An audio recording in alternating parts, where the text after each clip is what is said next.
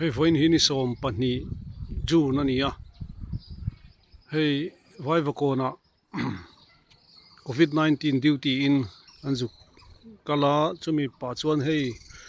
hun thar lei tlan niam makha ache chhozel ani ti ania vai hei kan han ena hei helai hianin vai vakona tanga hun thar pan na hei helai hi aron che chho ta zel maya nasa khop mai helai lei che hi boi khop maya ni chuan hei han eni na hei helai hi vai vakona tanga hun tharon pan thlak na kalai kong poimo em mai khania aizol khopui chung mi tena phun chong an pan na kong poimo ber mai khani hei tuna hian a che a so lai son so lungten han rema so han enul lungrem te po so di son aron chetel vek to maya ti suan hei helai abula building te poi hei luangam lovin tiang hian omania poi khop mai ke chak building te po khi tiang khian hemi building hring le building rong hnoi lo te po khi a hlom deuh tia soi ania ti chuan hei han eni la helai te hei ta niama ting chuan hei he lampang chan mari west lampang te po hian kal ngai na he lampang a chuan om lova ti chuan hei helai hi UPC biakin la ero hi chu ala chetel ve lo lau mai hei va nei khop mai a nei UPC hun thar ko san NEI biakin ro hi chu la him sam ani hi vel hi nia hei ruate hi sur don chau mai sia hei han enila tiang hian hei luatlak lovin luangam lovin ti hian hei kong hei helai te hei khiriak ruak mai ni hei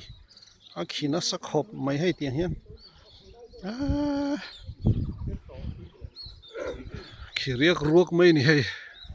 pui tak ani pui tak motor kal theilo eng motor ma hi tla hian kal han phal lo ani hei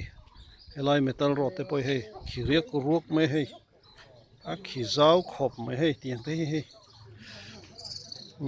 hei tiang vel hi nia hei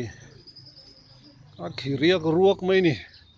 chuan LRC motor parts ho helai vel te hi ro chu an la lu a eng te poi hi an la luangam so khop mai a building te poi hei nge ni an zel do ni a hlom khop mai heng te hi a che zel ani phei chuanin cheng noi tam tak kha eng ma lova chang don ti na ni maya hei helai hi vai vakona changa hun thar pan na lai tak kha ni hei a he khuap to mai ni hei helai hi ma chuan hei lai footpath te hian siam a hei lai hi heng te hei lai den hian hei he perfect to mai hei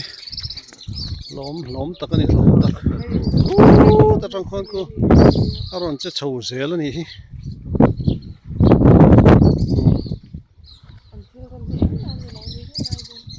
hei ti hiana a chak chia hi building nal em bai hi eng ma lowa chang ringot mai hei tuna hian thiat me ka disaster lamin ting vel chu ni helai vai vakona night duty kan nei asing lama an va survey vela hei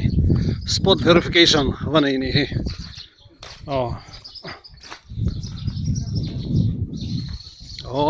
ka kha helai